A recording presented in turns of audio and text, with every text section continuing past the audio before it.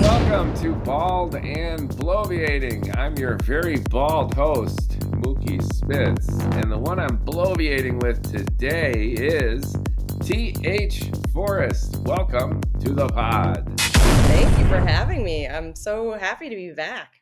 I loved our last conversation. It was good. We spoke recently on my other podcast, the Ink versus Algorithm Writers Pod, where we had a wonderful conversation about reading and writing. And now we're going to do arithmetic when it comes to adding up our crazy cultural and political situation. Because as I understand it, you've got a lot to say, not only regarding creativity and writing, but our nutty American society. Where to begin? Right. Well, I think the best way to say my end of the conversation is I'm going to be mostly accurate and not at all thorough, but I'll do my best. And I worry at this point whether our democracy truly can be saved, because it's gone so much further beyond the Gilded Age and the Great Depression of concentration of wealth that we have right now. I think what I wanted to talk about, for listeners, and sorry, my chair just, what I wanted to talk about, for anybody that's listening is the concept of how the right has controlled the narrative such that people vote like very, rabidly against their own interests. And that includes like this Consumer Financial Protection Bureau, CFPB, or is it CBFB, Consumer Protection Financial Bureau, that's currently being gutted, and it's going to run out of funding. Trump is trying to say that the funding for that protection bureau is illegal, which it's not.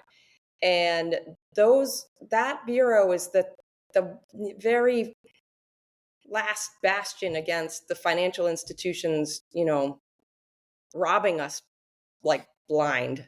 And, and it goes beyond financial institutions. It goes to, airline regulations and things like that. So if you want to talk about that, I'm happy to dive into that topic. That's a great place to start. So Trump was elected not once, but now twice by convincing a lot of folks that government had overreached. That in a sense, there's a deep state. There's a mysterious cabal of special interests, and government grew to the point of being unwieldy. And a big part of his job and one of his major promises was to shrink the government and to deregulate. Now, smaller government and deregulation are two of the foundational precepts of the right, of the conservative movement in America, and have been for decades. Trump, when he essentially absorbed the Republican Party and made it the MAGA brand, has taken these two foundational precepts to the extreme. So Yes. specifically DOGE, the Department of Government Efficiency, ostensibly under Elon Musk until they had a cat fight. Yeah. Purged the government in ways that is a mere reflection, in a sense, of FDR. Now, many people have blamed FDR for overreach. Roosevelt, the New Deal, America was in crisis, and FDR really extended the power of what's called the unitary executive, the president, beyond anything imaginable before him. And he did it in the name of saving America. Yeah, and he did save America. Well, yeah, it did. I mean, most historians agree that his actions, however extreme and often unconstitutional in retrospect, we could look at that, managed to save America. But it saved America by growing and bloating the government in ways that was unimaginable to the founding fathers and never conceived of before. And a lot of what has come after Roosevelt is, from the right's point of view, trying to fix that. The government got too big and regulations got too out of control. So Right. Trump is a looking glass version of FDR. He Sure. has expanded presidential power like no one since Roosevelt. And he's done it in the opposite direction by Yeah. dismantling the government and deregulating the hell out of everything that he can. So this goes to your specific point that the Consumer Bureau that you mentioned, Yeah. they're just Regulation. absolving the airlines of paying for passengers who get stuck. Yeah. There was a $700 allotment that the Biden administration set up with Buttigieg, that if you're inconvenienced, the airlines are accountable. No, no, no, no, no. Nope, that just got killed. And that's something that they have in the EU. I was having this conversation with my brother who leans conservative, and he's like, "Oh," and I was trying to explain like the EU has much better protections for airline travelers, and he's like, "Well, if I get if my flight's canceled, I get a new flight." And I'm like, "Yeah, but that you are not at all compensated by the airline for." Your time, and so you get a new flight, but like what about all the time that anyway, so they do it much better over there. As far as the New Deal, I don't think I would strongly disagree about bloating the government. It was stuff that was done necessarily, and it was stuff that was done for the common good instead of the way that Trump is trying to change things and to further enrich billionaires.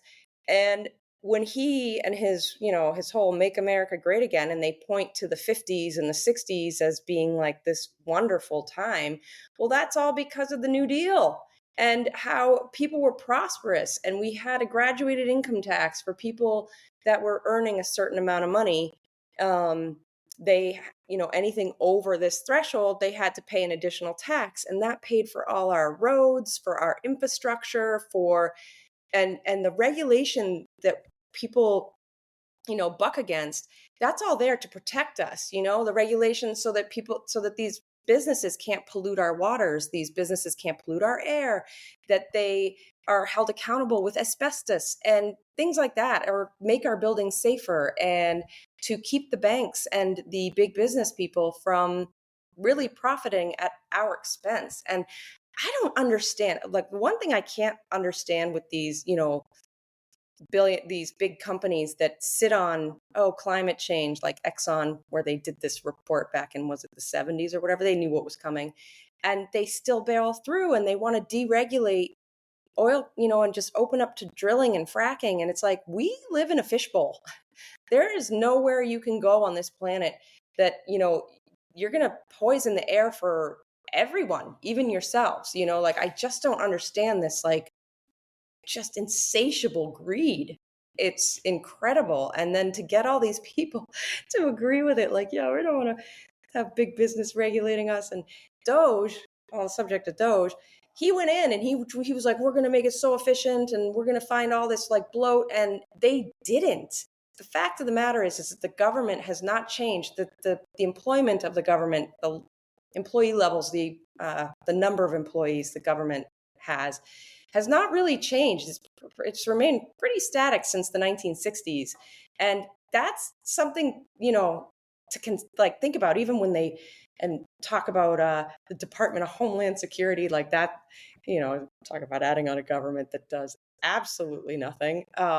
We could do away with that. I'll agree with you that part of the government is hugely bloated. You talk to anybody in law enforcement, FBI, whatever, like the Department of Homeland Security really doesn't do much and it was unnecessary. But as far as the other stuff, the regulations that they want to do away with are, for our own good. And, if just so that the businesses can save a bundle, not having to have these regulations is just insane to me. And also, let's talk about Doge one more second.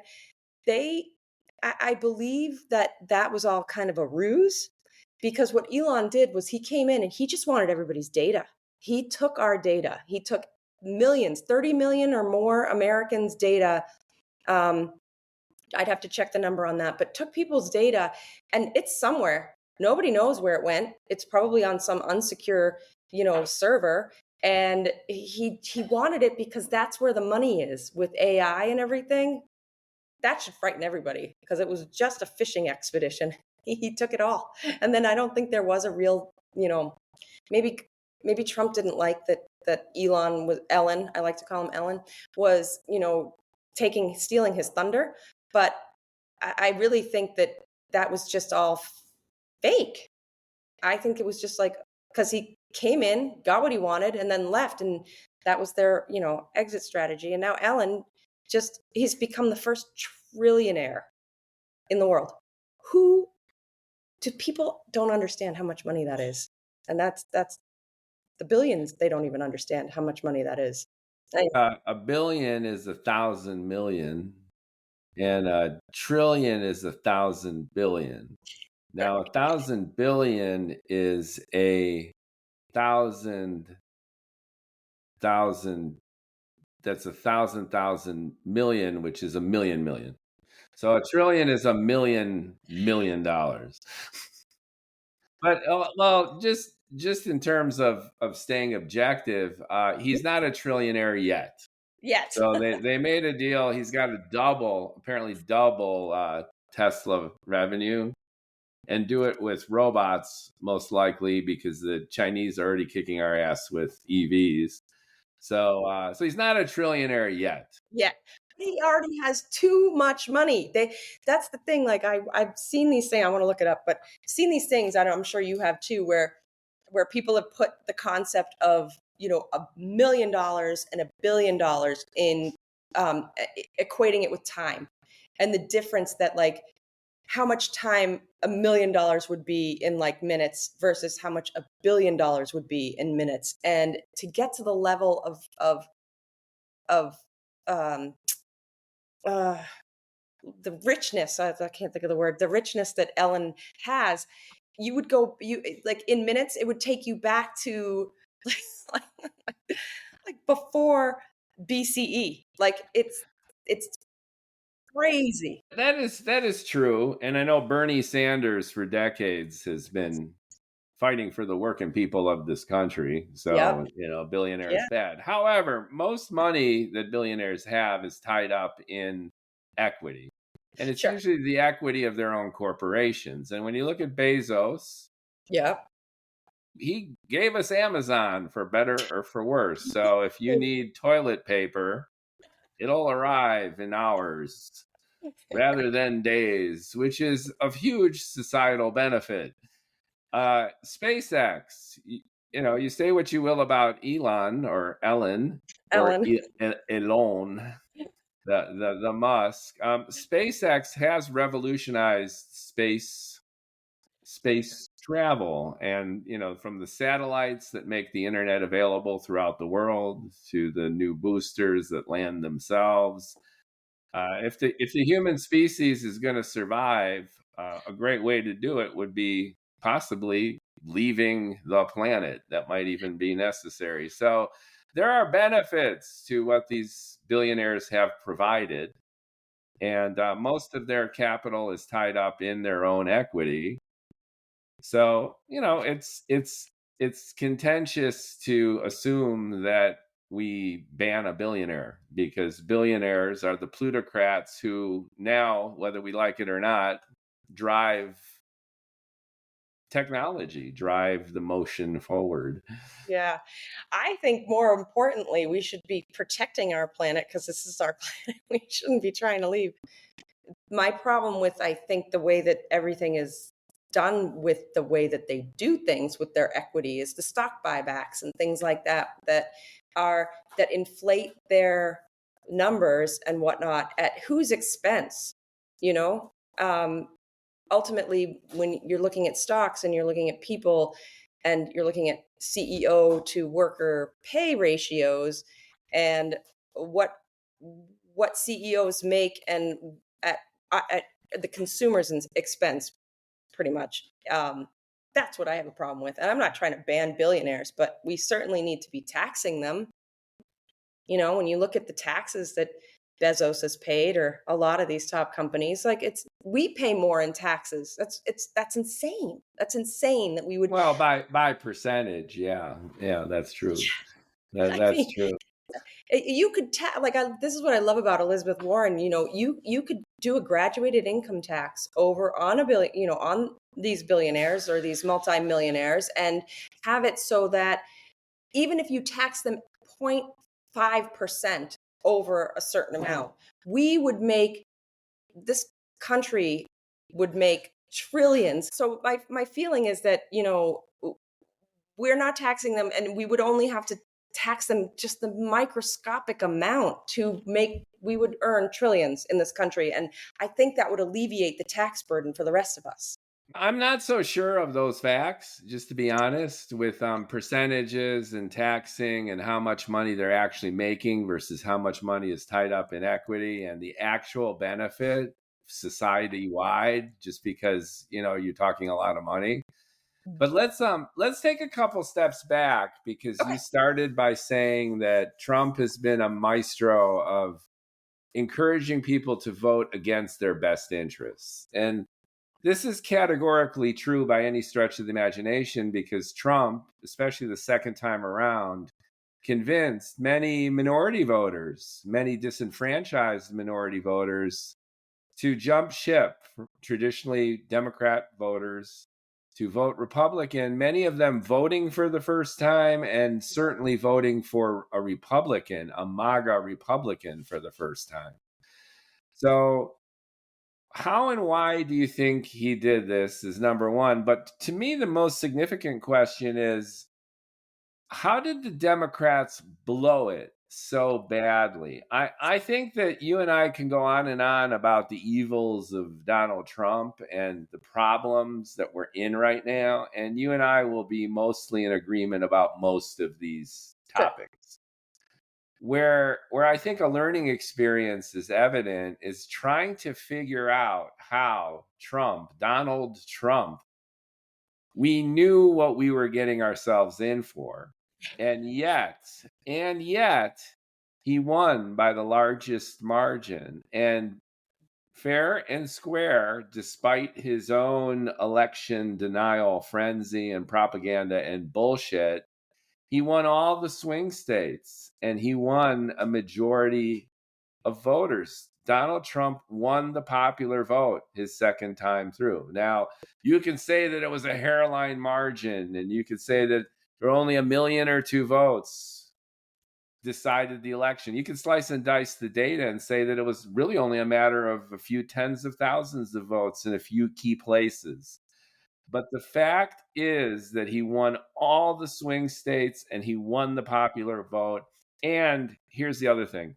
He's been keeping his promises. He promised to do his best to gut the government. He promised to do his best to deregulate. He promised to do his best to shut down the border.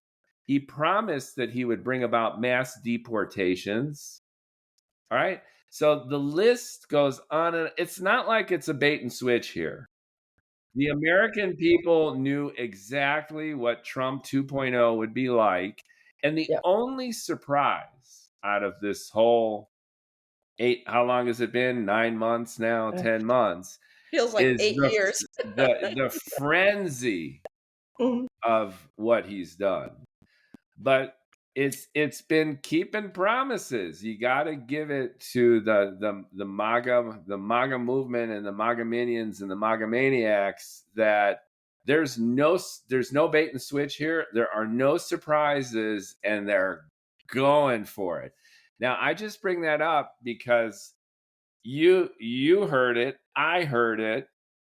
The Democrats who used to vote Democrat, who flipped and voted for Trump, heard it. And it worked. And conversely, the Harris Waltz campaign, with $1 billion in funding, failed to win the presidential election. So what does this say about us as a country? But most significantly, what does this say about the Democrat Party? They tried for the Obama 2.0 with the Democrat convention with Michelle and Barack, and it had that Obama zeitgeist, right? It's like, bring back the good old days. Well, guess what? The second term of the Obama administration didn't work out that well for a lot of people. It spawned the Tea Party. It pretty much led to Trump's ascendancy. I'm not blaming Barack. I'm just saying that it didn't work. People didn't want to go back. Oh, I can explain it I could explain it incredibly clearly to you. Obama's first term, for the first 2 years, like Trump's term right now, he had all branches of government. However, he was up against Mitch McConnell and Matt Boner. No, not Boner. John Boner. I'm sorry. He likes to pronounce it Boehner, but it's Boner. He went into weed, by the way. He's a big weed guy.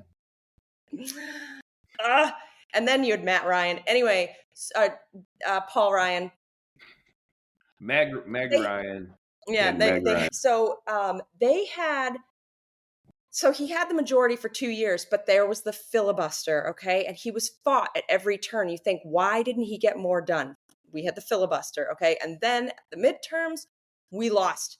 And from there, even in the second presidency, we did not have the other branches, and that's why everything fell apart.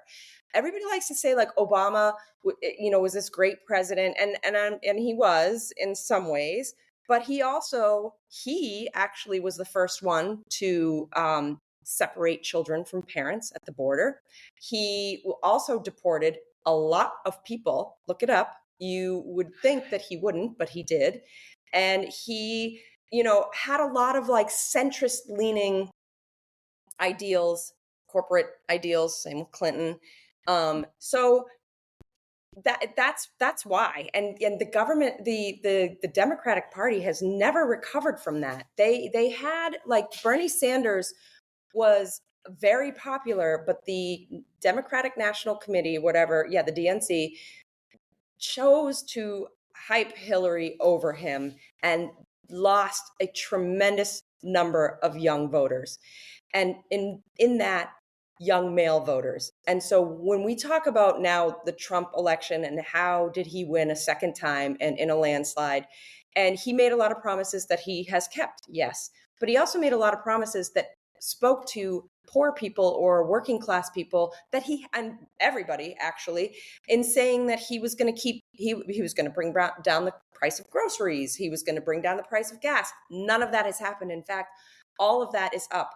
Coffee prices are up. Grocery prices are up. Like, you go down the list of all the consumer goods that have gone up in the face of his very illegal, even according to the Supreme Court, who's not taking it on, but he knows that if they did take it on, they would find his tariffs illegal because tariffs have to go through Congress. They are taking it on. Yeah. Oh, they are? Okay. I heard they pushed the pause button on that. There's big expectations for them to take it on. Well, I hope they do, because they are very illegal, what he's done. And, we'll talk about the Supreme Court in a minute and what they've just passed in terms of U.S. passports. But at any rate, like, the reasoning, we have lost the young in the Democratic Party. I don't know. I can't say that, for 100% that having a woman, especially a woman of color, hurt us. I don't know, but I do know that Kamala, aside from being a woman, also was deeply unpopular for some of the cases that she prosecuted as the attorney general for, what was she in? She was a prosecutor in California. Anyway, she prosecuted a lot of cases that were deeply unpopular with a lot of young voters. And I just think we have a problem with, like, coming up against a force of nature like Trump, who has been getting away with things that would have tanked any other presidency, and doing it with, like, he's just such a force of nature that we don't have anybody that compelling. And we really have to put somebody forward. I mean, Gavin Newsom is a he's kind of a contender. I love that his social media, which by the way is run by a young woman of color, and he mocks Trump in all of his tweets and social media. I love it so much. Thank you for your attention to this matter in all caps. It's so great.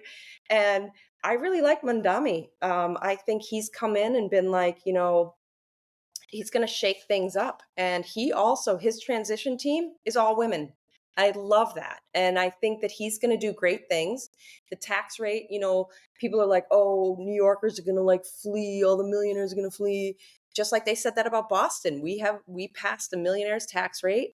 Oh my God, we're going to lose all the millionaires. They're going to leave. No, we didn't lose any millionaires. In fact, we gained more. Okay. And then secondly, the tax rate in New York is just going to be the same as New Jersey. So it doesn't make, it's all this fear mongering. And that brings me to my second point, I think, about how we lost this election is the messaging. And the far right has no problem blatantly lying on all of their conservative channels, Fox News, OAN, Newsmax. They just lie.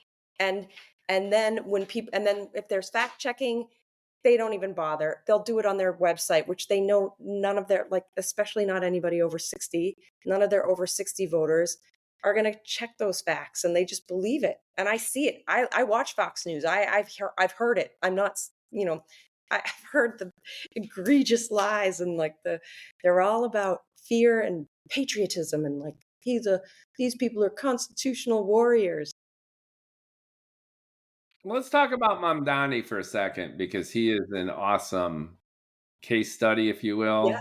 Mm-hmm. in progressive liberalism winning a major election. Now, it's on the municipal levels, New York City. I lived in New York City for 13 years. Okay. And it makes sense that a guy like Mamdani would rise so quickly and actually win with his agenda, because the price of living in New York is absolutely absurd. Yeah. So running on affordability is a winning proposition. Now, there were other winners in this mini election, if you will, a few weeks ago. The governors of New Jersey and Virginia. Now, you can say that these are blue states anyway, but the margin by which they won is definitely a harbinger of good times potentially ahead for the Democrats in the midterms. Yes. All this is generally good news, that the disgraced Democrats with the big loss in the presidential election have a chance to come back, win back some seats, and perhaps even turn the tide in the Capitol in D.C. in Congress. This is possible, and it's exciting a lot of people, obviously people on the left, but even a lot of mainstream Americans who are freaked out by Trump 2.0. They think too much is too much, which might explain why a lot of voters are gravitating back to the Democrats, because, if you're a Latin person and you got excited about Trump saying that, we'll secure the border and we'll guarantee your job, and all of a sudden your Uncle Tio, who's been here 20 years minding his own business, just got iced and deported, then it kind of hits home that it's not just rhetoric and bombast and machismo and and McDonald's drive-throughs, right, and garbage trucks, but this guy is violently, deporting people, and it's not good. So that is hitting home. But the point I'm making, though, is that Mamdani himself works in New York City, and the governorship of New Jersey was won under very different conditions. I mean, it's right across. Yeah, right across the Hudson, right? Yeah. So it's a different world there. And then Virginia is the same. So some people think that the Democrats need to go progressive lib, that Bernie Sanders should have run instead of Hillary, that the fundamental problem and breakdown in the Democrat Party, to your point, is that the Democrats haven't gone left enough. They haven't defended the working people. They haven't stuck to their guns about free universal health care. And they've basically dropped the ball. And this kind of compromise, epitomized, to your point, by Barack Obama. It was a really, really funny Chris Rock sketch. Oh, really? I'm voting for the whitest president ever. I'm voting for Barack Hussein Obama. And then it showed Barack in golf clothes and then with his Right. white step parents. And, it showed how white Barack was. And to your Right. point, he was very much in the middle and kind of righty in a lot of ways. For example, immigration. He assassinated a lot. He authorized the assassination of a lot of people with drone strikes and special ops. And he did not want to be that guy. He was the first African American president, and he did not let the black out.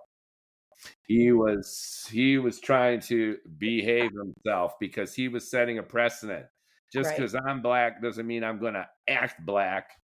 And I think that was part of the sentiment that was there.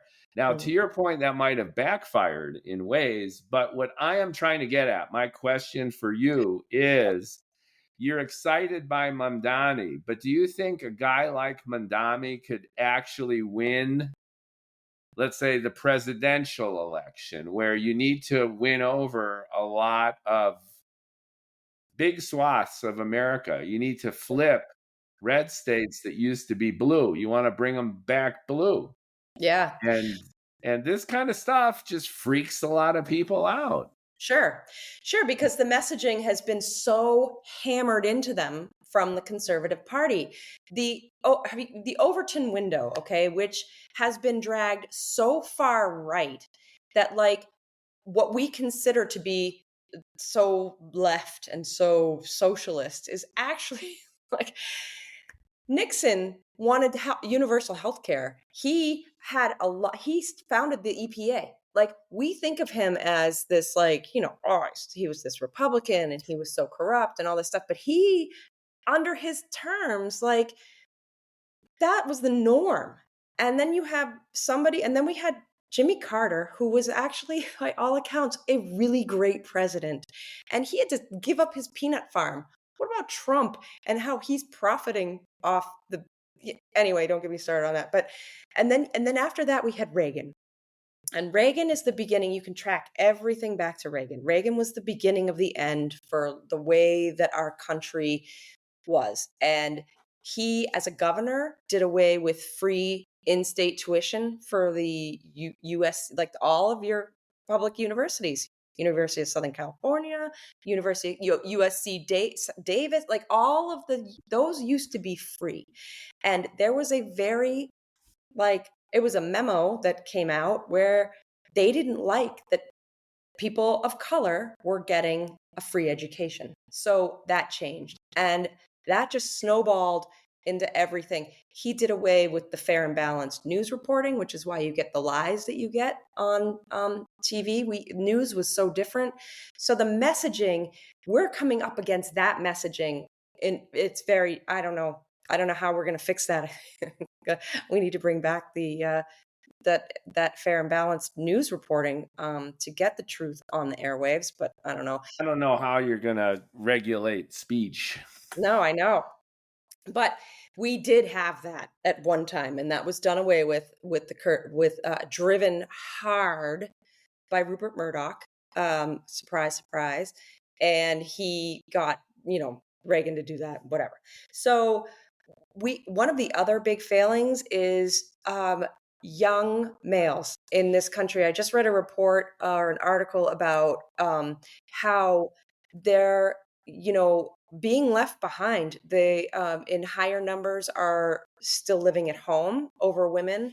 They are outnumbered in universities. I think 3 to 1, 3 to 2 by women in universities. They have a higher rate of suicide. They're struggling, and we are not reaching them. And people like Charlie Kirk and that disgusting Fuentes person, and all these other right-wing people like Joe Rogan, who, they're speaking their language. Those people are speaking the language that is touching. I wouldn't call Joe Rogan right-wing. Fuentes is definitely a self-proclaimed neo-Nazi, so he's not that wholesome. And Charlie Kirk at least liked to debate people in the open. So there's enviable qualities in somebody who is willing to bring it on in an open forum and have conversations. I obviously didn't agree with a lot of his position. To your point, though, the Zoomer mail is a mess. Yeah. And Scott Galloway now has made a third or fourth career out of messaging this to the world using statistics and his own bombast to reinforce and remind us that the Zoomer male is an incel living with his mom in the basement, which sadly is often true. So this is correct. And these folks are gravitating toward the right and the radical right because they are angry and they feel disenfranchised. So then what can the Democrats do to bring them back? Why is Nick Fuentes more popular than Gavin Newsom for this crowd? I know.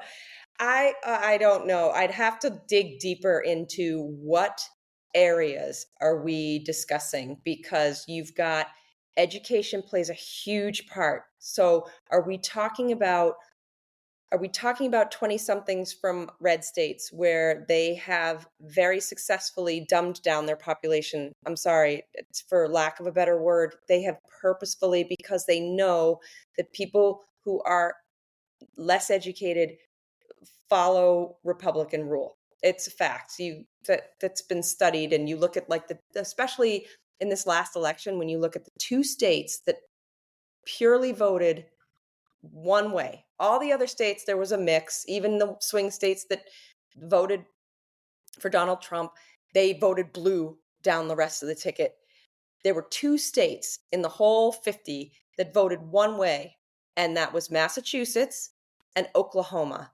And when you break down those two states and you look at levels of education, you look at like happiness, the happiness quota, all of that. It's just they're polar opposites. And so I'd like to see where the skew is for these young people, to find out what messaging they need. How do we bring them back? And I think the problem was like Bernie spoke to a lot of these kids, and I call them kids. Anyone younger than like 30 is a kid to me, but he had them, and then they went with Hillary, and that was just like, oh, we're not being listened to, and like, of course you're going to be disenfranchised. And to speak to Mondami, could he be elected now for president? No way. But let's see how he does in New York. Let's see how he matures into the role. He's 34, which I think is phenomenal. Sometimes people are like, oh, but he doesn't have experience. And what was the other thing I was just reading the other day? And like Kennedy. Oh, I was just reading Kennedy's Jack Kennedy's grandson, Carolyn Schlossenberg. I saw he's trying to win.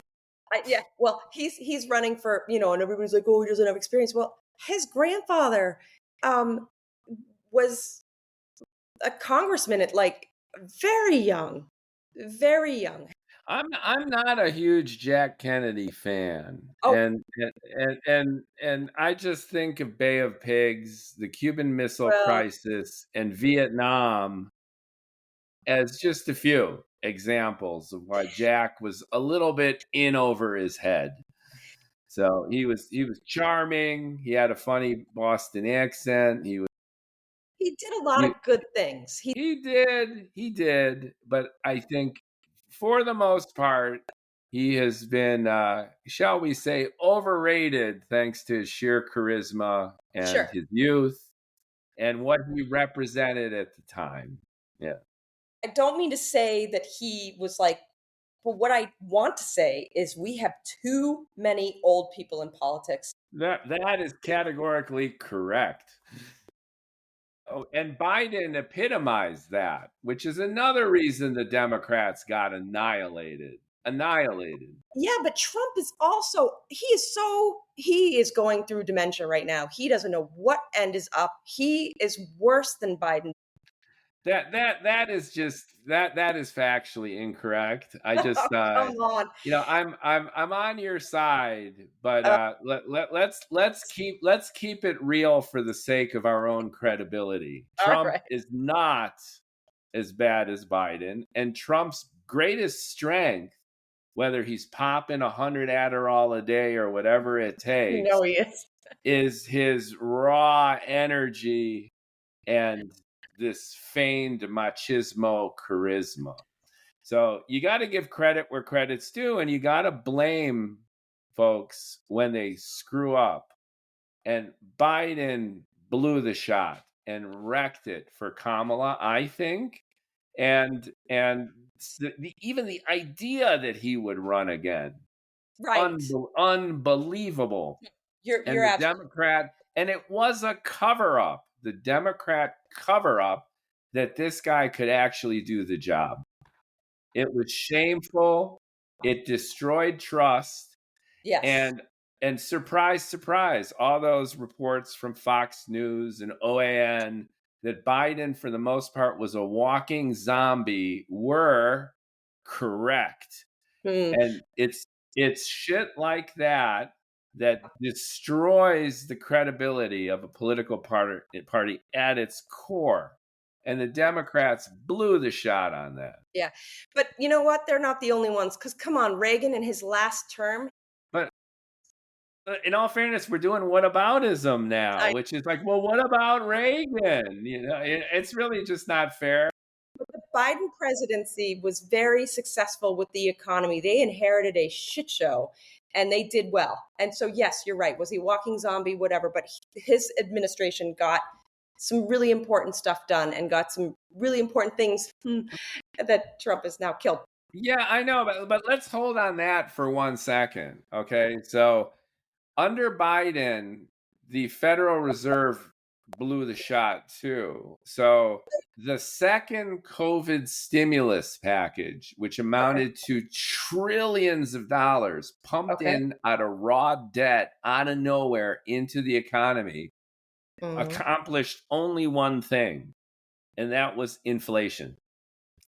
And that was a huge mistake. And then that, they dropped the ball in center field, and then they overthrew home plate when they lied about that too. They said, oh, inflation's not a problem. Don't worry about it. Nothing to see here. The president is a walking zombie, and don't worry about the price of consumer goods. It's all great. It's all awesome. And guess what? We've spent hundreds of billions of dollars on infrastructure, even though you're not seeing any benefit from it. I don't And know. oh, by the way, the border is not a problem when you had record numbers of people coming across that border. So it's not just messaging that's a problem for the Democrats and the left. It's policies that have failed. It's policies that prove to be bad for the economy, bad for the security of the country, all wrapped up in this illusion of competence at the top. Okay, but then you look at what's going on right now in terms of, you want to talk about inflation. These tariffs have just they're insane by any stretch, and most Republicans think they're nuts too. yeah. Oh, that's good. But then we also have to look at his ballroom that he bulldozed the East Wing. He's a renter, basically. That's the people's house. That's our house. He went in and without permits or anything, he just bulldozed the East Wing. He's going to put up a ballroom that architects are looking at and saying, doesn't even, the specs on what he's saying it's going to be, they're like, this is not even conceivable, and it's going to be bigger by all accounts than the White House. And that we gave $20 billion to Argentina, Venezuela, to prop up the dollar, right? I mean, is it Venezuela? No, Brazil. No, it's not Brazil. No, it's I know. I always That was confuse the two. Argentina, right? It's Argentina. Argentina, Yeah. they've got family interests in Argentina, Yes. so they probably Okay. So did that. the Secretary of And Treasury. speaking of Venezuela, we might be at a mini war with them. And then that's insane. And so we've got $20 billion that we can give to Venezuela. We've got hundreds of millions of Argentina. dollars. Argentina. Hundreds of millions of dollars that are going to this ballroom. And then you've The got, hundreds of millions of dollars are coming from his friends. oh, They're his not from friends. That's American great. No, of taxpayers. course. And that's not a bribe. That's not a bribe. And then we've got the billions, I think, that we're spending on hiring these, immigration enforcement officers that we've now apparently done away with any kind of background check or any kind of, because we're just so desperate to recruit people. But we don't have money for anything else. Where is this money coming from? Also, like Kristi Noem. It's coming from healthcare subsidies. Yes. It's coming from places where they're saying, oh, we can't pay for SNAP and we can't pay for healthcare. And yeah, I mean, where are the people to be outraged about this? Like, it's already so expensive. Healthcare is already astronomically expensive and should not be tied to employment. It is a human right, like it is in most other actually all other first world countries. And the fact that, these healthcare, companies are raking in billions in profit. I mean, United Healthcare, 60 billion in profit, or was it 90 billion that they made last year before, Yeah, the insurance companies have the biggest racket of all. They make 10, 100 times as much as the pharmaceutical companies. They've got yeah, awesome lobbyists. yeah, Everyone is always shitting on the drug companies. And as well they should.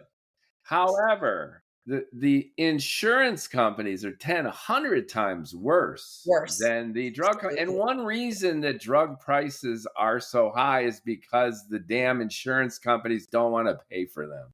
Yeah.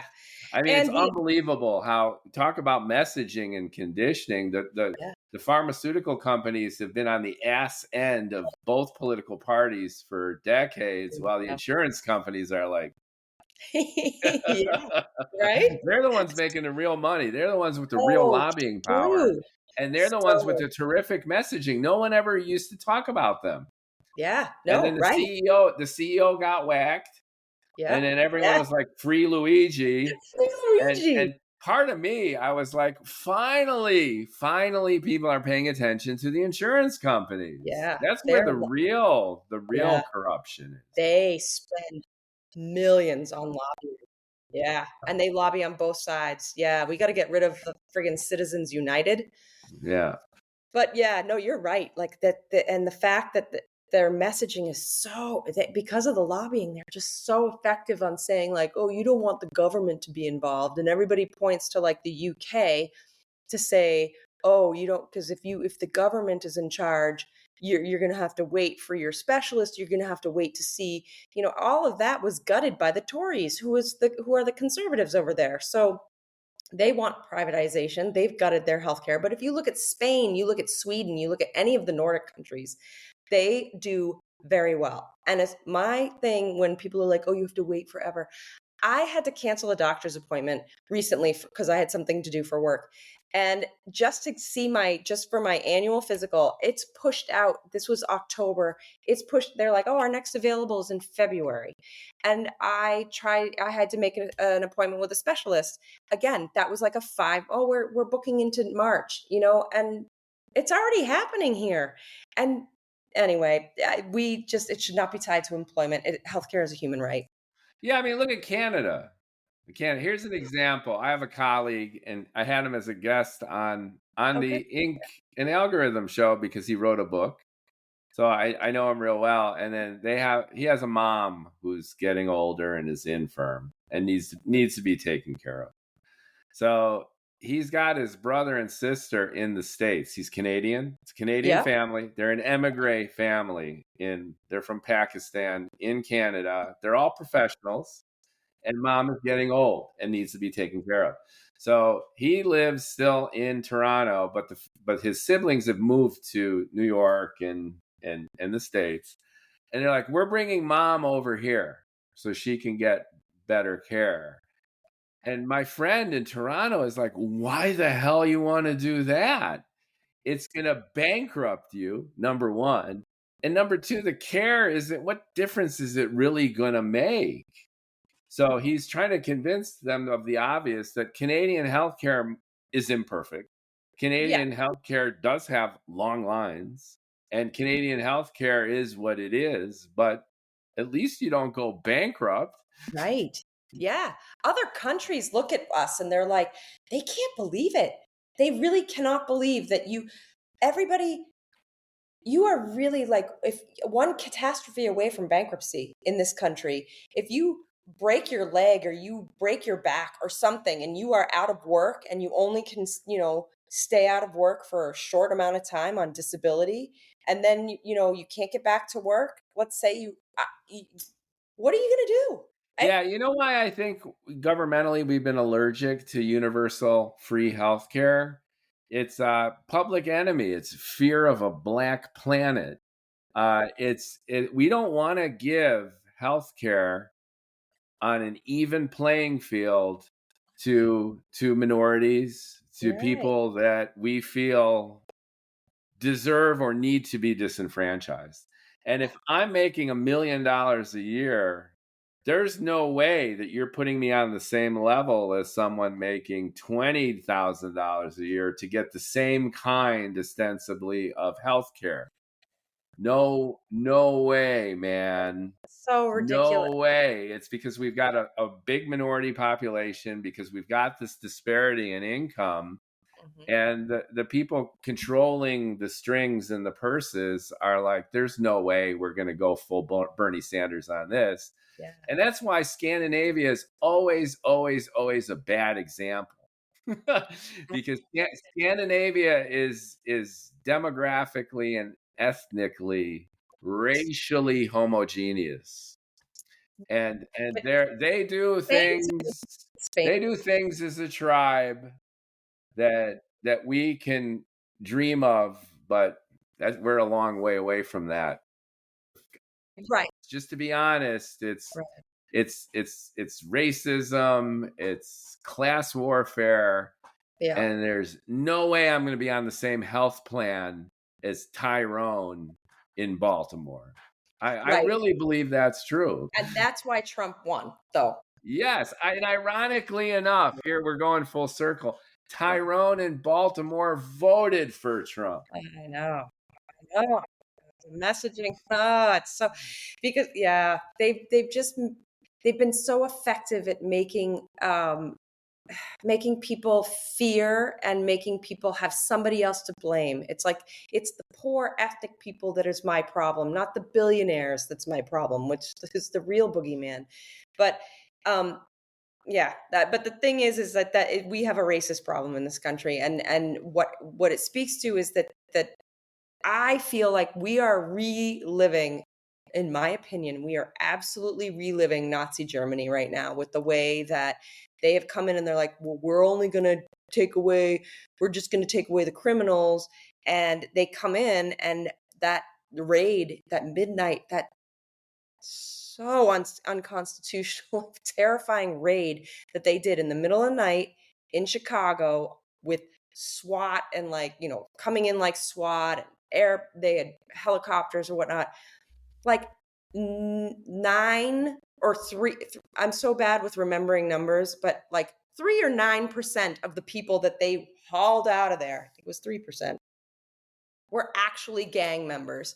The rest, they just terrified and traumatized the entire building. And all those kids, having a background working in psychology, I think about these kids that have been hauled out and terrorized, and like, what is that going to cost us as a country dealing with the mental illness fallout from this? I mean, I don't know that you can conceive of this, but imagine being awakened in the middle of the night to people storming in your door, masks on, heavy artillery, armed and everything, and hauling you out of bed. I mean, that's inconceivable that this is happening in our country. And they're bashing windows in, hauling people out of cars just because they're aren't white or maybe have an accent. And, you know, the percentage of any of these people that they're deporting or that they're actually criminals is very, very, very minimal. And by their own standards, they wanted to be like, we're deporting 1,000 people a day or whatever. And they're scraping the barrel, trying to get like at least 300 people. And they're not bringing up their numbers, and they're going and they're looking at now, the dreamers who was it Biden? No, under Obama, when they voluntarily filled out all this paperwork with the government to say that, yeah, I came here as a child with my parents on, like they're using that documentation now to go after these people. They're looking at, employment records. And I know that there are Republicans out there that are like, it doesn't matter that they're not criminals. They came here illegally and they need to go. But that's not okay. That's not the American way. Maybe they overstayed their visa. Maybe they didn't crawl across the border. A lot of the people that came here came on a, like a tourist visa and just stayed. And they're doing the work that other Americans don't want to do. And I have such a hard time like being okay with these people being kidnapped and, taken out of their cars or their homes. And what's the fallout going to be? You got no pushback from me on this. Notice where I've been kind of playing devil's advocate and stirring the pot a little bit. Categorically, I agree with you that mass deportation in principle is stupid. If you look at the growth curve of America, we actually need immigrants just to stay on par with our own population. Most immigrants are law-abiding, mind their own business. The level of crime, discord that they bring is on par or lower than the average American. Yep. And immigration is the lifeblood of the country. Yeah. Aren't we all illegal immigrants? So this is a counterstroke to Biden's, I think, in a lot of Democrat failings about securing the border. So I'm not blaming the victim here, but the Democrats really dropped the ball for a really long time in a big way in terms of bringing some kind of order to the border and stabilizing what was then a very chaotic situation. And the Republicans, the MAGA Republicans, and Trump in particular, are riding that wave of frustration and discontent to militarize the states. Right. And it's basically turning the screws. And it doesn't take a conspiracy theorist to hypothesize that this is control, that for the National Guard and the military to take over DC. Imagine if an election is contested. Imagine if some kind of funny business is attempted.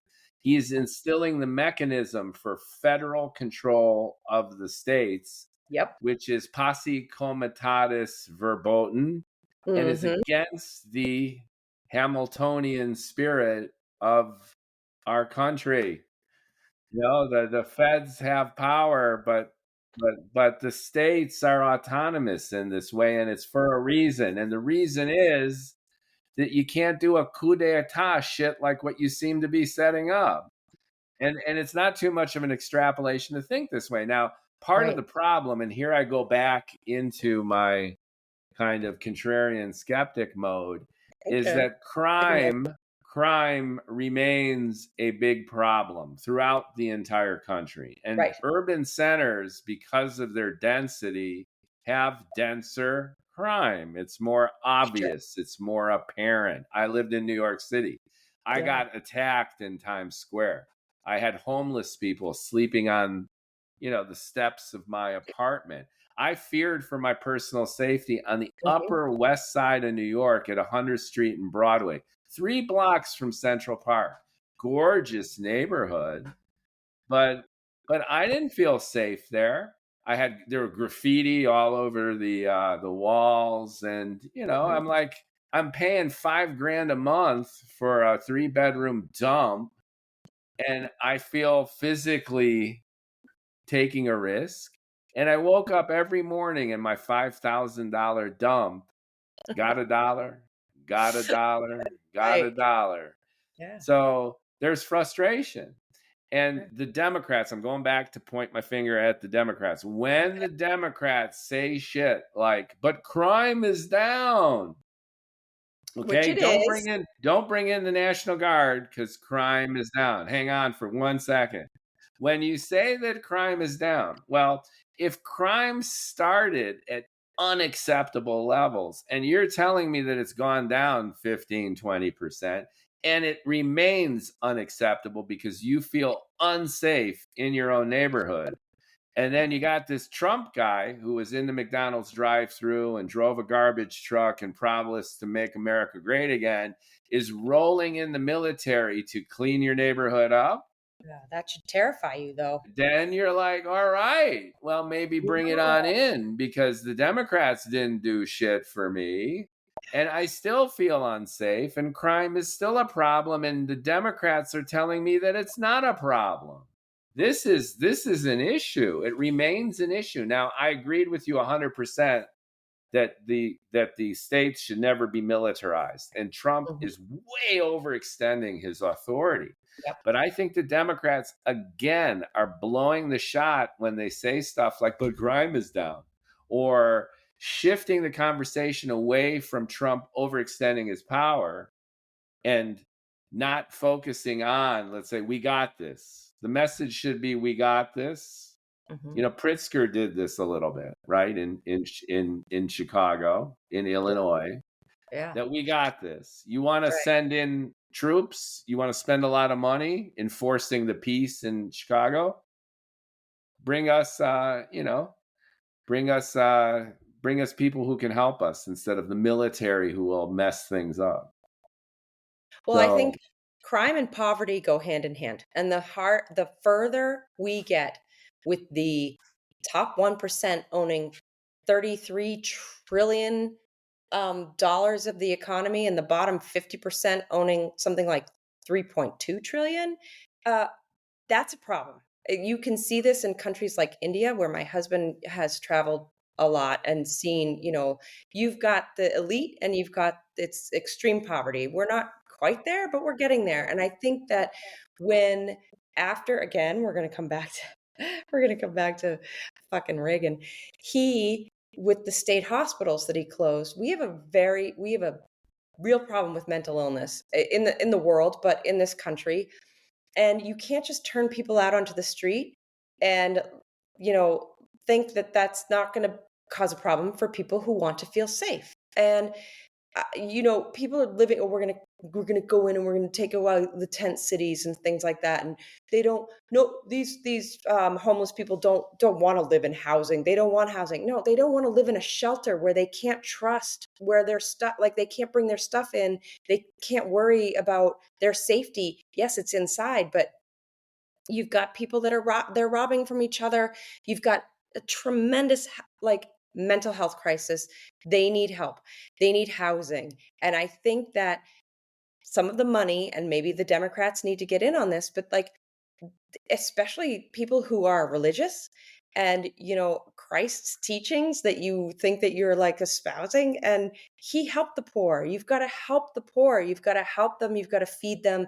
And you give, this is another thing that Trump is gutting, the HUD, the HUD housing.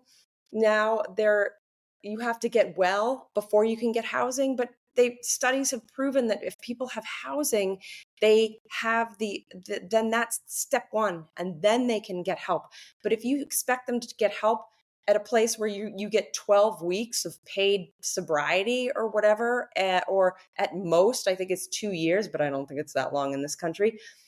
And then what? Then you're just going to relapse because you don't have a place to go. You don't have a steady. People need a place to call their own and to have pride in that. And that might be very socialist of me, but I don't see why we can't. You have office buildings across the country that are empty because people are not renting them. Let's convert that into housing. Let's subsidize that with the government and give people a place to live and a dignity, and everybody will feel safe.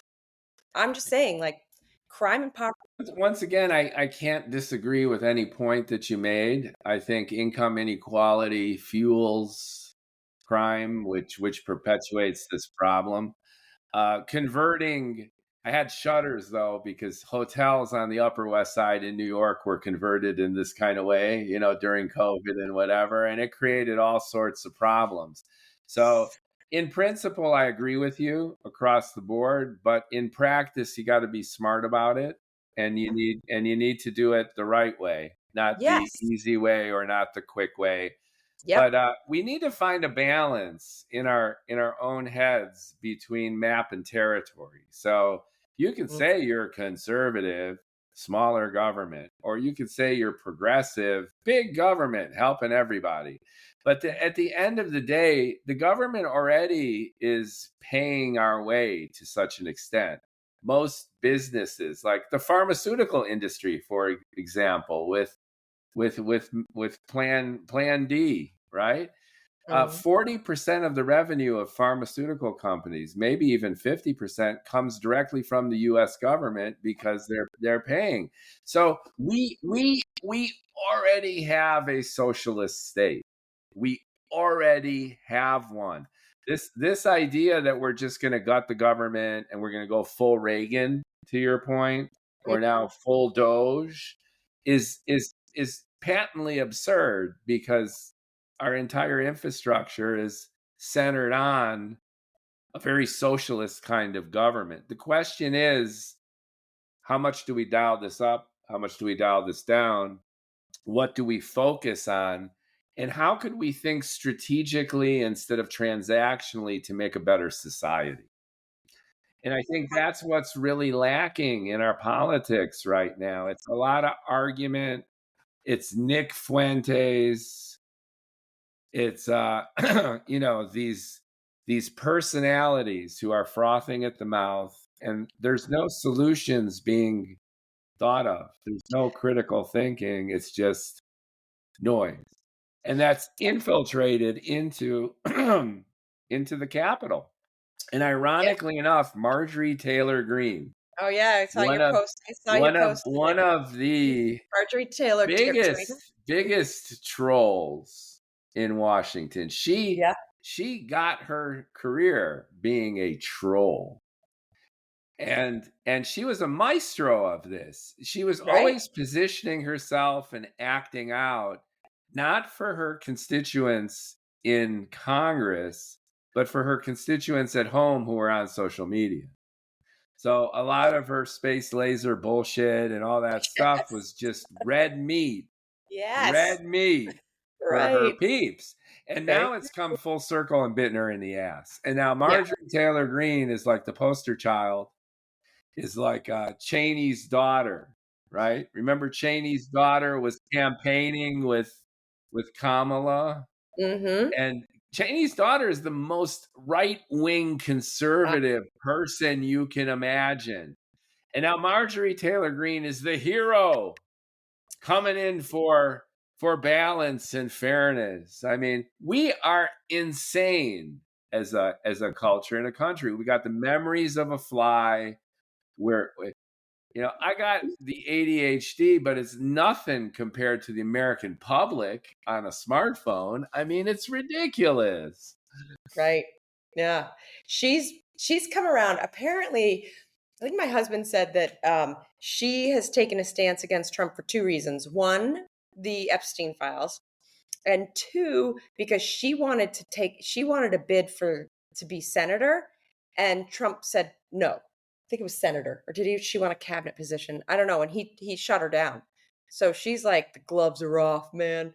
Um, and I'm like, I will revel in her demise. But I agree with her about the Epstein files, and which segues me into the Epstein files.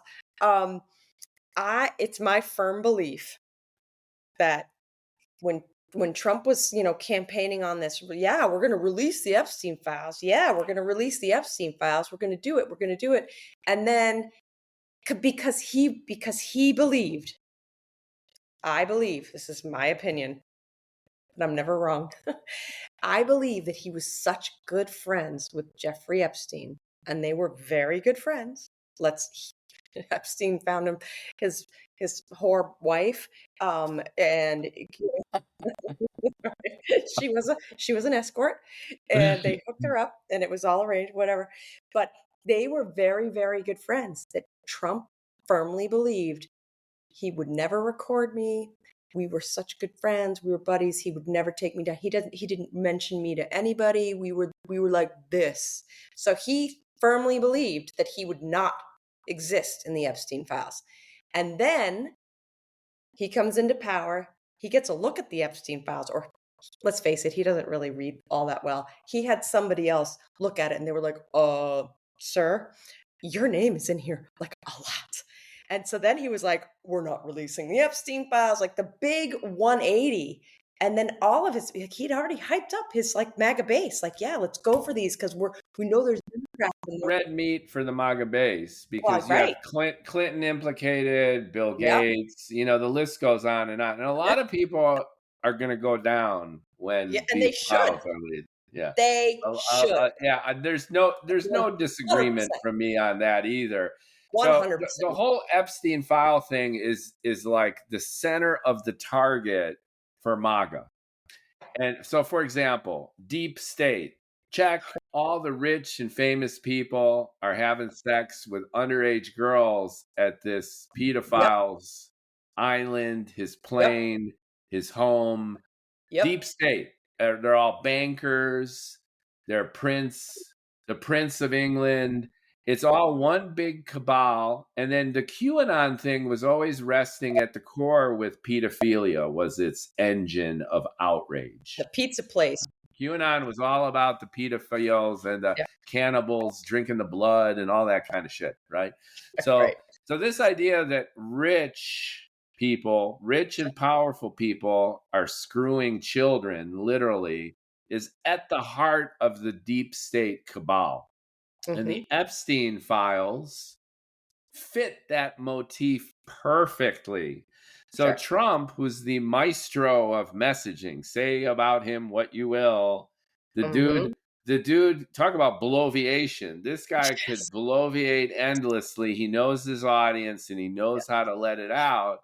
The Epstein files is perfect. That's like dynamite for him. Sure. So of course he would go for it. Of course. To your point, though, I don't think he was relying on his friendship with Epstein. I think he was relying on the fact that they would never be released. And the reason they would never be released is he's not the only one implicated. He knew that he would be implicated. It's implicating everybody on both sides of the political aisle and a lot of people with immense power and influence. And he felt, the corrupt mofo that he is, a thief is always suspicious about being ripped off. Yeah. He knew that the engines of corruption would be too strong to ever release whatever's in there because too many people are going to go down. Yeah. And that's what he was banking on. Yeah, I think we're both right, though. I think we're both right. And then, surprise, guess what? Like my rant on TikTok, guess what? Donald Trump is now the deep state. He's the fucking president. Yeah. He's the one who's in control of everything, right? Because you guys wanted him to be. Yep. So how is it possible to sustain this level of hypocrisy? Right? And then like release the Epstein files, and all of a sudden I'm the guy who controls the Department of Justice, and I'm saying don't release them. The fuck out of here with that stuff. So even MAGA is kind of like, unless you're a complete MAGA zombie, talk about Joe Biden being a zombie. It's like everything Donald Trump says and does is okay by me. And if he changes on a dime, that's okay because he's this genius 5-dimensional chess player, always ahead of everybody. Just you wait and see. He's always right. Right. So that's idiotic. But it begs the question of the rest of the GOP and anyone who's sane and anyone who has a daughter and anyone who's concerned about this shit, because it does happen and it's really bad and the victim suffered, is release the motherfucking files. And anyone who's decent is saying that. Yeah. And it's the heat is gonna come down. A lot of people are gonna be in those files. Good. My one question, though, just to finish this harangue, is I'm gonna put my own little conspiracy theory little dollop on this. Trump controls the DOJ. Let's say they find shit in the files that deeply implicate the Donald. What's to preclude his DOJ from redacting what they find? How do Oh, we know as the American public that we're actually going to see those files? that's a very good point. I'm not hearing that anywhere. He controls the Department of Justice, and they're all complete sycophants. Yep. Look at Pam Bondi. It's like, Pam, can you jump? And then Pam is like, how high, Donald? 100%. Across the board, right? Across the board. Across the board. So let's say they do find something that's damning in there. What happens if that email, that transcript, that whatever piece of evidence just happens to get lost? How would we possibly know? We wouldn't, unless somebody who had seen it spoke up against it, because it's supposed to go to the committee. I think the committee has seen it. I think that's the thing. They know what they're looking at. Well, I would hope so, but again, the skeptic in me is that this guy has no morals, none whatsoever. And if anything can benefit him, and conversely anything can keep him out of the hot seat, he's gonna go for it. Yeah, no, you're right. And the Department of Justice does not serve the president, should not serve the president, but in this we are seeing that they do. He said, "Oh, go after any Democrats." On the Pam Bondi, like you said, how high? She's like, "I'm on it, sir." And we're doing it for the American people. And I don't know if you saw today, but like Comey, the inexperienced prosecutor that Trump found to prosecute Comey at literally the 11th hour. It was about to expire, the statute of limitations or whatever. No, his out of his own personal attorneys. Yeah, she's so inexperienced. Like, she's never prosecuted. She's never done that before. Yeah. She's now under fire. Like, some of the stuff that she's done is turning out to be. Well, the judge adjudicating this stuff is the fuck out of here with this bullshit. Exactly. I mean, that's literally what I think the actual statement that was written, the fuck out of here with this bullshit. I would. That would be amazing. Yeah, get out of here with that. I mean, it's so bad. And I look at like the three branches of government, and the one thing that is preventing Trump from doing stuff is the legal branch, which is the branch that he could give a shit about in his life. Like, he's like, sue me, I'll sue you. Like, yeah. And also stall. Yeah. But here's the other scary part is, in his first administration, he installed dozens of appellate level circuit court judges who would be emboldened to him, right? They owe him. And then now in his second term, he's got the Supreme Court largely sympathetic to most of his actions. And when they know that it's unconstitutional, or when they know that reasonably they need to rule against him, they kick the can down the road, or they don't deal with it. And to a large extent, they've been ruling on his side, often with these shadow dockets. They just say yes or no, and there's no rationale for it. Yep. However, this is my bald-headed prediction here. They're going to shoot down the tariffs. I hope so. They will. Have to. They will, because it's such an obvious overextension. Yes. Congress levies taxes. Yes.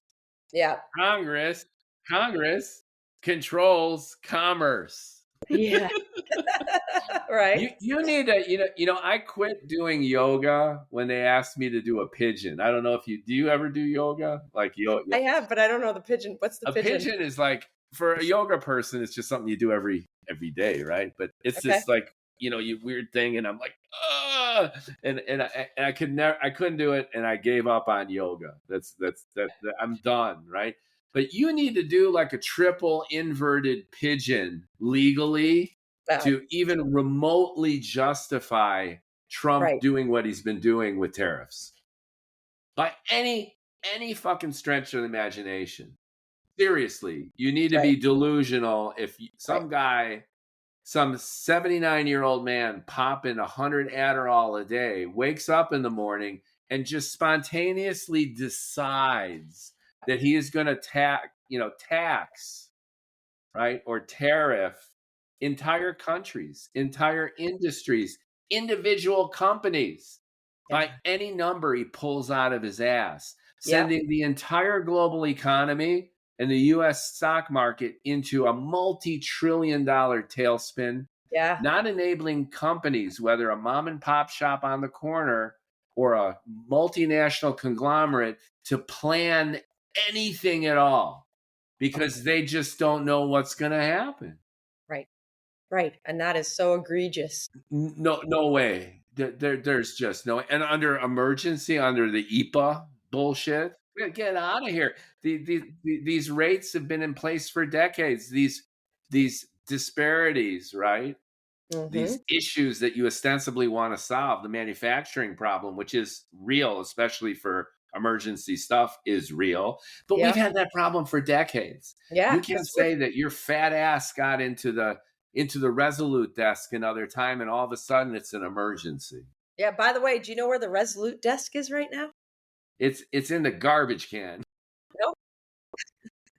He sent it away because it was being fixed. It's at Mar-a-Lago. That is a desk that Abraham Lincoln sat at. Yeah. Even before him. Isn't it even older than...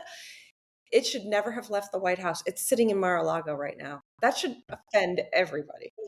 If I'd be a historian, I'd be nostalgic for this stuff, this Americana and history. I'd be absolutely infuriated.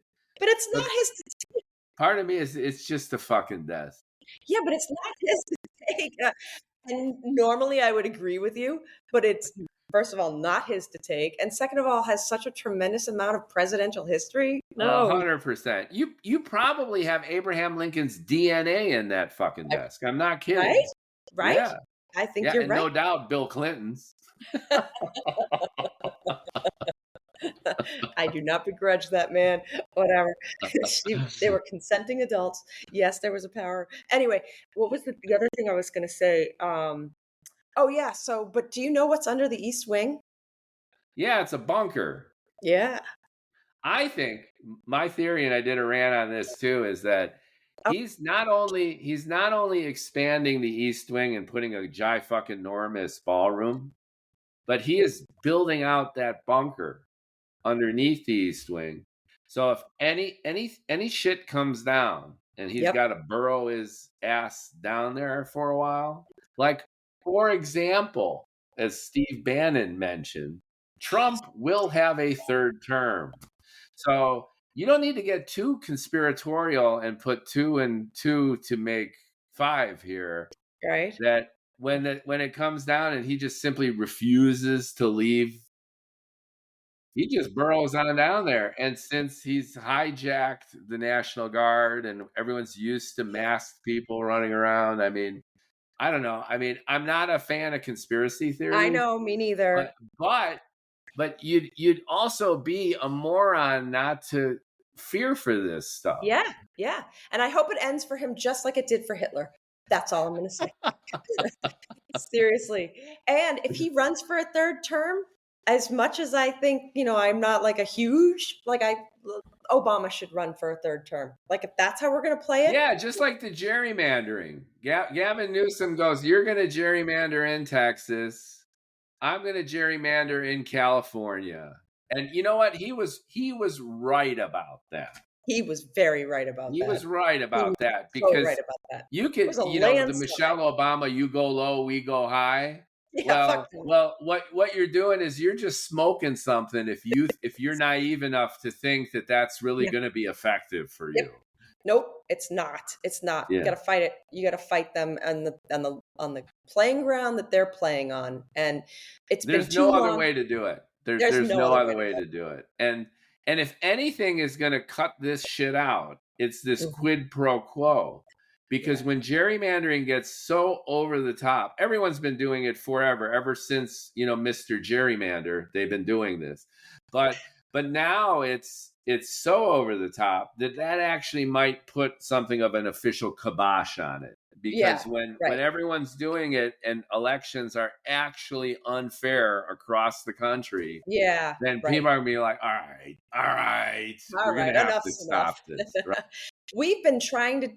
Well, I know the Democrats have been trying to make it something where it has to be done by an independent, like it can't just be, Republicans or Democrats going in. There has to be an independent council or whatever that Well, oversees it. Newsom had the resolution. He had a vote, so Californians got to vote on this. In Texas, they didn't do that. In Texas, the good old boys just sat in a room with brandy and cigars and did it. They just suck. When you think about, like, this is the other thing that Newsom they do. Fuck them. Because here's the truth of the matter. You've got California is the fourth largest GDP. We rely on In them the in the world, in the world. and And we're talking countries. countries, yes, exactly. One state, fourth in the world. And they provide 70%, $70 billion in aid to to other states in the union. Texas is like, I don't know, fifth or sixth. Like they've got a big economy and they take $81 billion of aid. How does that even happen? That's because those good old boys are smart. But it's corporate subsidies. They suck. And the people, the thing that people get all up, up in arms about with taxes and SNAP, they're like, we don't want to pay poor people. Like SNAP sucks. SNAP, you have to jump through so many hoops to get on SNAP. And for like, if you make $60,000 a year, $36 of your tax money goes to SNAP benefits. 600 and something goes to corporate subsidies. And that's the problem in this country. And you think, but no, no. Those corporate subsidies should go away. And the money, that $600 that goes to corporate subsidies, should be paid towards this housing thing that I was talking about. Yeah, and you know what? This is what blows my mind too. Is like, all right, your $36 that goes to food stamps. So a mom with 4 screaming kids gets $150 a month, so they don't starve to death. All right, you could blame the mom. Go get a job. Whatever. She has to have a job. She has Right. to have a job. SNAP, you have to have employment. Yeah. So you can go round and round with this, but Mhm. poor people spend 100% of their income back into the economy. Yeah, right. What? All right, so you give them a food stamp. What do they do with that? They Yeah, buy yes. food. Trickle down economy They, does they not work. don't buy No. $10 million in crypto. Yes, They exactly. buy food. Food. So when you say it's like it's money out the window, it's like it's literally just money that flushes back into the economy. Yes.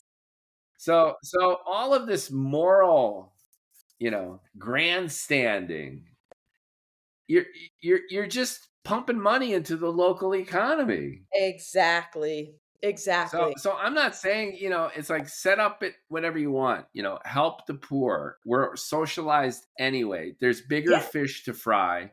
It's the tiniest fraction of the overall budget. But this all points to the undercurrent that's there, which goes back to my assertions that the heart of the healthcare problem is centered in the same idea of recidivist racism, an inherent sense of American inequality, And this goes back to even Richard Nixon's Southern strategy, which we were hinting at earlier. If you look at the map, the political map of the United States, it's a looking glass inversion. The South was blue as hell, and New York and California were red. Okay. What Nixon did to flip it was say, you know what? I'm going to oppose civil rights legislation if you come to me and vote Republican. I'll do that for you. And the poor whites did it by the millions. And it laid the groundwork for transforming the American South from a Democrat hotbed to this idea of the rural, poor Republican, ostensibly voting against their best interests. The game plan was forged by Nixon to get these voters to come to the Republican side, and the bait that he cast was, I'm going to oppose civil rights legislation. That's how a lot of this started. So when Trump is, again, in the McDonald's and doing the drive-through and the garbage truck, and he's appealing to all of these minority disenfranchised voters, it's very much the same kind of mechanism. Democrats bad. Right. Fear, And fear. I am going to make your life better, more affordable. And it's not, and he's not. He's not. And that's the absolute point. That will be the saving grace of the Democrats. Because the Democrats, as I've been harping, have fucked this up so bad. And now the second chance, ironically enough, for the Democrats will be Trump's insane tariffs, which will just lead to more consumer prices going up, jobs coming down, inflation going up. Pulling back on these benefits. When healthcare premiums double, triple, then who are you going to call? Trump busters. And when a lot of even this ICE raid stuff, the savagery of these violations, and then the overreach of the military in the states, when you start adding all of these things up, people feel less safe, not more. People are poorer, not richer. And they feel even more disenfranchised than they felt before. And this is an opportunity for the Democrats to try to come back.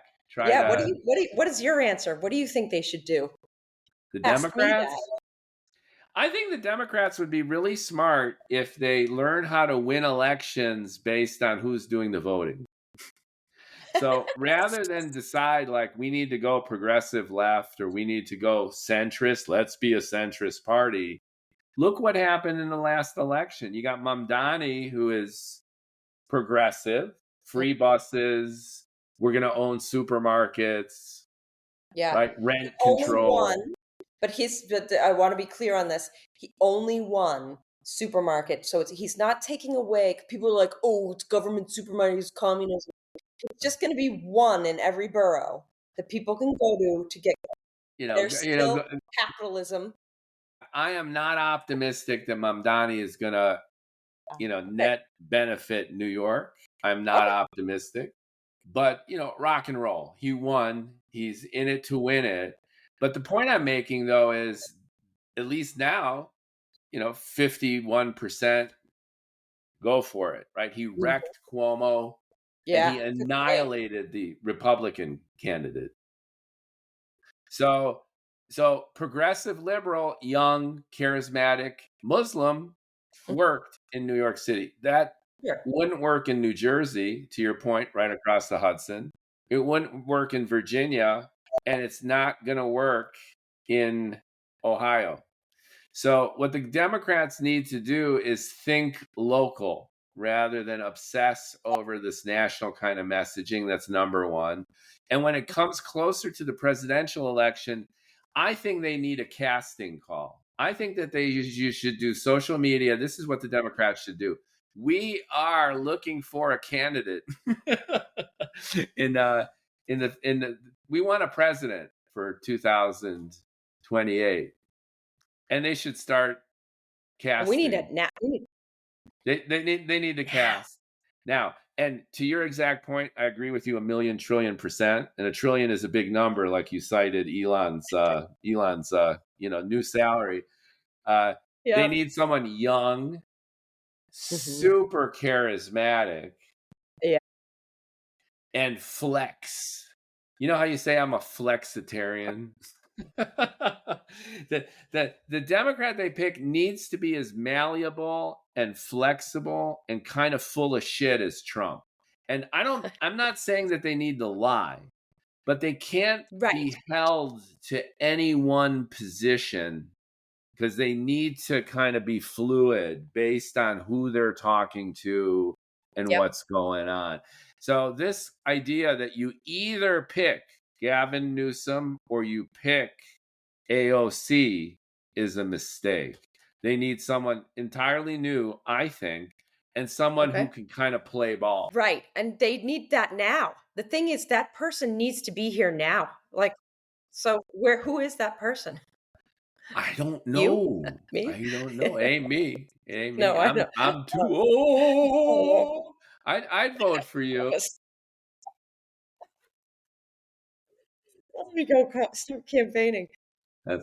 What do you think the Dems should do? I mean, do you think choosing AOC is a good idea? On the other side, choosing Gavin Newsom. I mean, Gavin Newsom is very presidential. He looks presidential. He fits the good-looking white guy with a full head of hair model. Yep. And he's incredibly articulate. He's amazingly fast on his feet.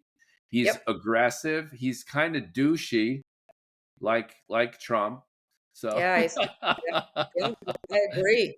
So he's got it where it counts. And we've had homeless problems in California, and there's a lot of problems in addition to the homeless problem in California. And you could say that he's coming in with a lot of baggage. But when it comes to raw charisma, personality, presidential look and demeanor, and ability to really deliver in a messaging kind of way, Newsom has it. He's a powerhouse. He's really, really good at this. But I'm not sure if if people would buy it. What do you think? I know. Well, I think, you know what? I think he's got a good chance. I think he would be actually the ideal candidate in a lot of ways. All right. This is interesting to me because Gavin Newsom is way to the right of many of the positions that you've been espousing. I would have thought coming into this, my guess, you would have picked AOC. No, but see, so here's the thing. And it's so upsetting to me that of all the first world countries, we are like the last to have a female leader. This country would not. No, I agree with you. We are too. We need a safe candidate and we need a dynamic candidate. And I think that's Gavin Newsom. I think he is running the fourth largest GDP in the world. So he is already able to be a leader. Yes, you have a homeless problem in California. That homeless problem is largely due to the fact that you have great opportunities, like not safety nets, but like people come because the healthcare is available, the infrastructure is there for them. The weather. Although you've got a big homeless problem in San Francisco, and that's not like a great, but it's because of the things that the services and the local jurisdictions will not enforce what Gavin has been espousing for years. Gavin's had plans and they just don't do it. Yeah. And I disagree with those plans of, so you've got the services, but you got to take it the next step, which is housing. And there's a huge, in LA and San Francisco, you're priced out of housing. You say New York City is expensive. San Francisco, the rents in San Francisco are crazy high because of the tech bros and stuff. Yeah. So you get, your things, it's not perfect, like you say. I also don't think that Gavin Newsom is perfect. God, he was married to Kimberly Guilfoyle. See, I'm a dude. I'm a dude, and I'm like, And you yeah, can see why. yeah. Yeah, when they were married, she was much better. Now, and then after, it's just ugh, ugh. So he's got baggage. You're right, and he had that affair, and I happen to be friends with the woman that he had an affair with. But Wow. Ooh, you got that. That's some dirt. That's great. I'm That's not going to great. say I will. Maybe another time you could wear a hat and Some be mask. here like Come in as an ice sunglasses agent. and a hat. Yeah, I'll have an ice agent. I'll just wear a mask, gun strapped to my back. Yeah. So you're throwing it in for Gavin. That's Yeah, interesting. because and then what he needs to do to make it my personal opinion, and he also skews a little centrist, Pete Buttigieg. I love him. He is so good. He's the most articulate Oh, he's politician so good. on the planet. Yes. On the Yes. planet. I This love him guy so can much. Yeah. orate his Yes. ass out of Yes, a he's paper so bag. yeah. And he was military. Like, he could be good. I just don't I think there's too many people in this country, especially the ones in MAGA, that have been like, "Oh, we gotta worry about the trans people, and we gotta be, like, anti-gay," that I don't know that he should be. Because I would love a first husband, but anyway, um, Gavin Newsom, if he ran and then filled his cabinet and uplifted progressives, I would be absolutely like, if he had a progressive running mate, He would do that anyway. yeah, that's the way that this country The intrigue that you would hear about would be Gavin keeping the progressives domesticated. right. No, and I'd be like, "Let them free." I've been shitting on Biden as well as I should. But Biden's biggest problem was what to do with the progressives. And it really short circuited his Yeah. own messaging. Yeah. He completely blew the shot over and over again. He got the worst of it. So Right. he let the progressives kind of steer a lot of policy and a lot of messaging. And Did at he? this and at the same Yeah. time, I think they went rogue and the fissures were discernible. And I just think Biden blew it with the progressive. Biden blew it. I agree with you. He did kind of blow it, and but that's the difference, I think, between Democrats and MAGAs, is that we can acknowledge the failings of our leadership and the failings of our people. Well, that's because we lost. No, not even before. Even before this, I was happy to say, oh, look, Obama was not perfect. Clinton certainly not perfect. But any MAGA, like, they're a cult. They cannot 100% true. say that there is anything wrong with Trump. Out of the mouths of MAGA babes, I've heard Donald Trump is a genius. Ugh, and he's so not. He's a cult of personality. That's what he is. He knows what to say, when to say it, and he's a big distraction for what's going on behind the scenes. And that's why they want him as a leader. I think every single Republican. Yeah. He's a classic cult leader type. He looks funny. He talks funny. He's kind of weird. He's weird. Cult leaders are usually kind of weird. Yeah, he's weird, and it comes up from here. It's all emotional. People are like, "Oh, he's like my uncle. He's like my drunk uncle, and I love him." And it's like, that's who you want to lead the free world? Listen to yourselves. And I knew so many women who have worked with victims, women who that they're just like, with the first time around, oh, his whole Billy Bush thing, oh, it's just locker room talk. I'm like, what? Like, I can't. People are excusing him for so much. It boggles my mind. He's tapped the nerve.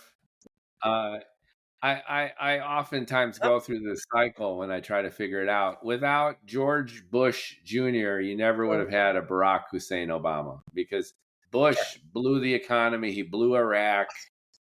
People were done with this Reagan style government and attitude. basically, with overextension, especially with the foreign policy mistakes. And then so Barack Hussein Obama won. Not one term, but two. Oh my God, a black dude in the White House. And then it's That no freaks everybody. accident that Donald J. Trump from The Apprentice, with all of this birther bullshit, wins in 2015, 2016. Yeah. And then Yeah. after Trump, everyone was wiped out with his, inject bleach for your COVID and the nonstop chaos. And Yep. along comes Uncle Joe. Uncle Joe is going to calm everything down, make He everybody did. feel good. He did. He did a lot for the And economy. sorry, MAGA folks, Biden actually did win. And Yes. and That's right. after Biden's zombie escapades with everyone's memory of a fly in our ADHD society, where 4 years is like 400 years, well, let's bring back the Donald. Yeah. So we teeter-totter back and forth between extremes because we suck as a country in terms of our critical thinking. We have no knowledge or interest in civics and education. And we treat politics like a sport. We pick our team and we Woohoo! rally, Go and it's us versus them, and we're Yeah. all morons. Yeah. Right. And that's on purpose. And it's on purpose. It's on purpose. Nobody teaches civics anymore. They don't teach you. I mean, geometry, like why? That should be an elective. That you should be teaching kids how to do their taxes. You should be teaching kids in every school. We should be talking about government. We should be talking about civics and how it matters. We should be teaching kids how to balance their checkbook and do their books. Yeah, fix a sink. And also, Yes. consider your career options. Like, Yeah. in high school, they had one career day. You know what I mean? Yeah. You're thinking of these monumental life decisions, and our educational system is trash. Yeah. To your point, Yes. we're learning a It's on lot of purpose. garbage in one ear, out the other. Zero pragmatic education. And the fundamentals are overlooked or brushed over. Yeah. Get rid of, make certain things electives like geometry. If you want to be an architect, that was like a whole semester or year, I can't remember, wasted when I should be learning how to do my taxes, how the government works, like in a full class taught from beginning to end. And they don't want you to know that. They do not want you to know that. Yeah. They want to fill your head. They distract and whatever. Even sex ed. Like I have a 19-year-old kid, okay? And then we're blessed with frank conversations. Same. And we live together. He's independent. He's doing his thing, and he's thriving. And I'm really proud of him. It's awesome. But sometimes he asks me questions like he's dating, and I'm like, how do you not know that?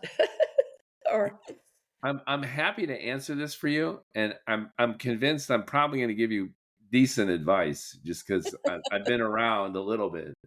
But wow. And this kid went to schools in New York City. Now imagine going to schools in Arkansas or Des Moines. Right?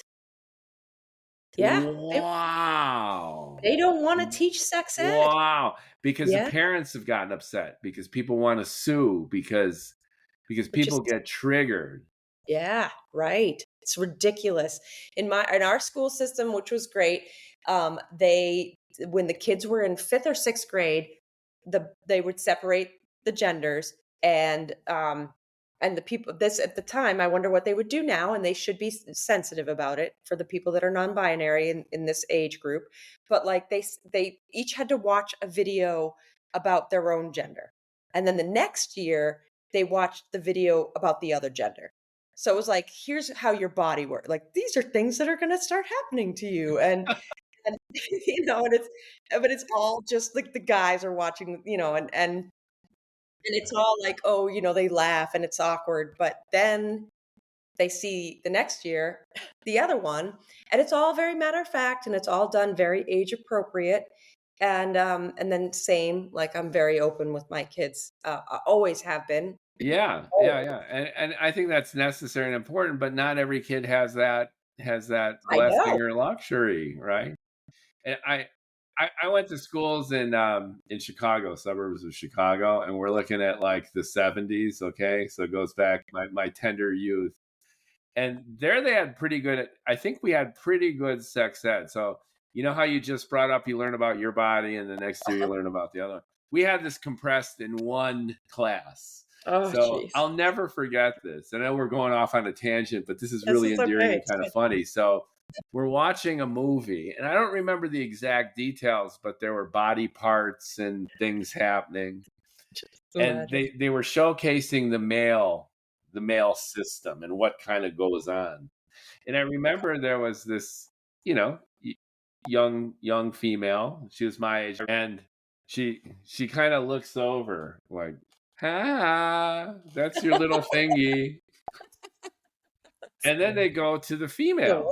And then, you know, a few minutes later in this movie, they go to the female. And then I kind of look at her. And We have she's it so so much embarrassed. worse. She's so Yeah, embarrassed. She's like, yeah, yeah. We have it so much worse. It's like, well, that's so a we hilarious. bonded that way. Yeah, that's cool. That's cool. Yeah. But But the point there is that a lot of what we've been talking about over the past couple hours is this deficiency in yeah, American that's all. core education, Mhm. ability to critically think, find nuance, and Yeah, now have an open, constructive conversation rather than a frothing at the mouth, right, bullying shit show on social right. media. Yeah, absolutely. Because I think that a lot of people that have voted for him are realizing that they haven't, and we can't. Yes, on the one hand, it's like FAFO, and on the other hand, it's like these people were just misinformed and they were misled. And there's the woman in Arkansas. Is it Arkansas or Indiana? No, she's a farmer. What is her name? Kristen. She's running against Tom Cotton. So she's running for Tom Cotton's seat. Screw him.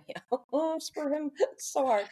Um, and she's a fourth generation farmer. And she's boots on the ground seeing how Trump's policies are putting family farms out of business. And she's running for office. And I hope she wins. I really do. I think she will be.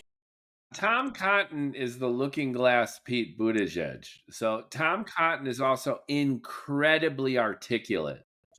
That guy can bullshit his way out of a paper bag, but he's deceitful and manipulative and opportunistic, and that's not partisan. He will admit these qualities of Right. himself. But yeah, Tom Cotton's got to go if we're He's going to gotta make any kind of real progress here he's gotta go. in the country. Yeah, Yeah. he's one of the worst of them because he's so talented. Yeah, right. The other one that's really bad is Ted Cruz. God, he's so bad. Ted Cruz is a caricature of himself. I know.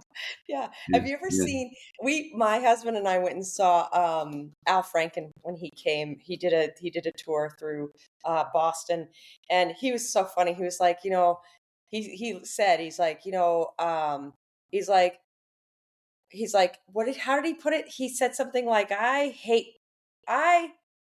hate Ted Cruz, but he's like, but I no, how did he put it, Scott? Do you remember?